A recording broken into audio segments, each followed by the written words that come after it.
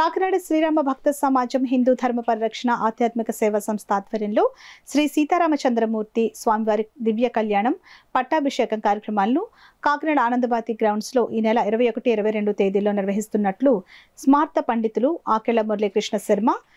కృష్ణ యజుర్వేద పండితులు కందాళ్ల సుబ్రహ్మణ్య అవధాని తెలియజేశారు. కాకినాడలో వారు మీడియాతో మాట్లాడుతూ కార్యక్రమం వివరాలను వెల్లడించారు. ప్రజలందరికీ కూడా ఒక సదవకాశం, ఆధ్యాత్మికపరమైనటువంటి సదవకాశాన్ని ఇవ్వాలని చెప్పి కోరుకుంటూ దివి 21వ తారీఖు ఆదివారం నాడు ఉదయం 6 గంటలకి శ్రీరామ్ నగర్ రామాలయం నుండి నగర సంకీర్తన, అలాగా మెయిన్ రోడ్లో రామాలయం టౌన్ హాల్ పక్క నుంచి మరలా కల్పనా సెంటర్ వరకు, కల్పనా సెంటర్ నుండి ఈ ఆనంద భారతి గ్రౌండ్స్ వరకు కూడా నగర సంకీర్తన మరియు తదనంతరం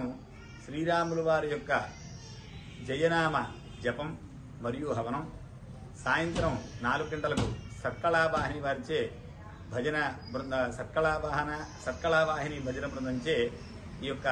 భజన పాటలు మరియు కీర్తనలు, హనుమాన్ చాలీసా పారాయణ, సుందరకాండ పారాయణ, రామాయణం పారాయణ, అలాగే స్వామివారికి సీతా సమేత శ్రీ రామచంద్రమూర్తి స్వామివారికి దివ్య కళ్యాణ మహోత్సవం, చతుర్వేద స్వస్తి ఆశీర్వచనం,